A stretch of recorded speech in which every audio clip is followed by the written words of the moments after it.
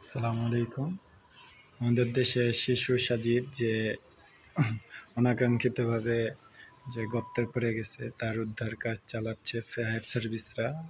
আমরা আশাবাদী ইনশাআল্লাহ, আল্লাহ তাআলা চাইলে সে সুস্থভাবেই আমাদের মাঝে ফিরে আসবে এবং আমরা এখান থেকে কিছু শিক্ষা নেওয়া দরকার। কারণ অনেকের বাচ্চা আছে, তারা চেষ্টা করবেন ছোট বাচ্চাদেরকে একলা ছাড়তে না। কারণ এরকম একলা যখন ছাড়বেন তাদের সাথে অনেক ধরনের দুর্ঘটনা ঘটবে। এর আগেও আমরা এরকম একটা ঘটনা দেখছিলাম। তাই অন্যজনের ভুলের থেকে আমাদের সবার শিক্ষা নেওয়া উচিত।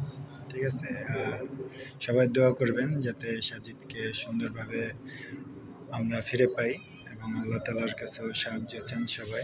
কারণ আল্লাহ তাআলা চাইলে সুস্থতা দিতে পারে।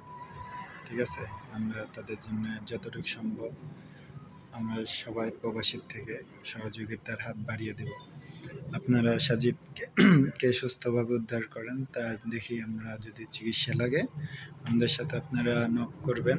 ইনশাআল্লাহ আমরা যতটুকু সম্ভব প্রবাসীরা আপনাদের পাশে আছে। আর সবচেয়ে বড় বিষয় হলো আমাদের একটা ভুলের থেকে সবার শিক্ষা নেওয়া উচিত। কারণ বারবার ভুল জিনিসটা খারাপ।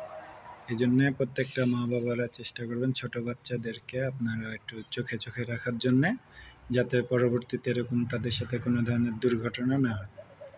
তো এই বলেই আমরা খুবই মর্মান্তিত যে কষ্টদায়ক ব্যাপার যখন একটা ছোট বাচ্চার সাথে এইসব ঘটনা ঘটে। আসসালামু আলাইকুম। আর কষ্টের কথা তো বলে বোঝানো যাবে না। আল্লাহ তাআলা সাজিদকে সুস্থভাবে ফিরিয়ে আনুক এই দোয়াই করি। আসসালামু আলাইকুম।